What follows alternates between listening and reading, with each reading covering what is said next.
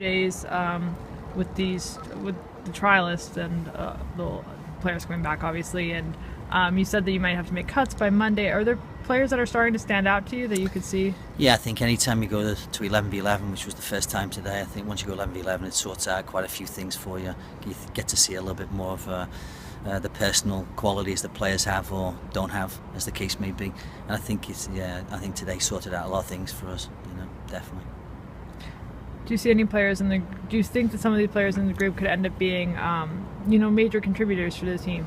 Yes, no question about it. I would say there's probably 4 or 5 in the group I think that could be contributors. So just a matter of sorting through the rest. And it's a good group, and they haven't in any way had practice, which is good. Sometimes you bring players in from combines and trialists, and they hate your practices, but they haven't hit whatsoever. In fact, they've helped practice. It's made it more competitive. Our girls have been sharp because of the contracted players have been sharp because they're looking over their shoulders, I guess, and I think it gets the best out of everybody.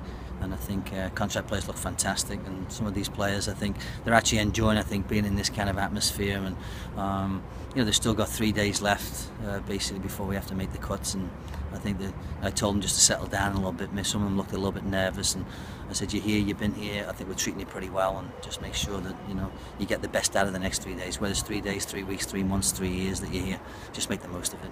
You have a number of the contracted players that maybe didn't see a lot of playing time last year. Mana, Michelle Betos, a number of them. Have you talked to them about kind of the role they're going to play this year? And yeah, I think everyone's aware. They're certainly aware. I've sat down with all of them prior to coming into pre-season and put it in perspective of where they stand. And the big thing with Mana was just getting fit. I spoke to him at the end of the season. Great relationship with Mana, and I said, "Mana, you get fit, you can play in this team. You can play in the attacking mid, you can play up front, you can play depending on what formation we play, but you can play in this lineup." And she's come in, and she's so much fitter than last year. It's unbelievable. And she's just a different player when she's fit. She can do things that she couldn't do last year. Even in the 11v11 today, you saw today, she was brilliant today. She scored a great goal, and she's just, I think that mentally she's better because she's got some confidence because of her fitness. And Michelle Betos knows she's going to have to play. And I think that's also good for her too, because it's not always be tagged as a number 2 goalkeeper. It's nice to know that maybe you might be 1.5. And I think she'll push Nadine. Nadine needs to be on a game when she comes in, because Michelle looks really good, and she's had a couple of great days so far. And I'm hoping that Michelle can push Nadine and for the number 1 spot. And maybe it won't only be 4 or 5 games. Maybe it can be more than that for Michelle. I think she believes that. Looking at some of the roster changes you've been making over the summer.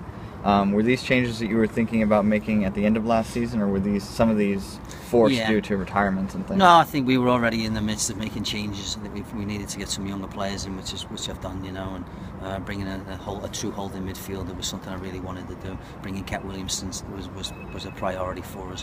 We felt we needed that leadership in the back, and she's coming unbelievably fit, which is great for us. And she looks like a different player. But I think the key players too are also people like Sinead, who only played half a season really last year, and she got sick and she never really rebounded from that. So I'm looking for her obviously to step up again this year. I think Courtney Nemec and Emily Menges are a year older, and a year older is a year better in this league. They've played already, they've practiced already. Today they look like they've been there for 5 years together with Kat and stuff. So I think all the experience of an extra year, even though they're all 22 and 23, I think they've just got that more experience for a year, and the younger ones coming in, the new ones that we've signed, have filled holes that I thought we needed to fill. And I think we just look a bit more cohesive. That's maybe a good word to use for us, as opposed to we have a lot of big name players, but now we've got some good role players. I think some bread and butter people that can do the other job for us. Are you already seeing that cohesion kind of build, especially with having Courtney and Emily and Sinead, who got a lot of playing time last year? Yeah, and they've also, to be honest with you, a lot of them have been in Portland already training together for 2 months almost. I think as soon as Christmas finished, they all wanted to get together, and they all came into Portland early. And I think the younger group, the core group, that maybe wasn't convinced it was their team last year, it's their team this year. So I think they feel that they're a major part of the operation, and that 11 contracted players that are in camp, they're going to play. They know they're going to play, and so I think it's all maybe they want to get fit a little bit quicker, they want to do this a little bit quicker, they want to get organised a little bit quicker, and off the field they're inseparable, the group.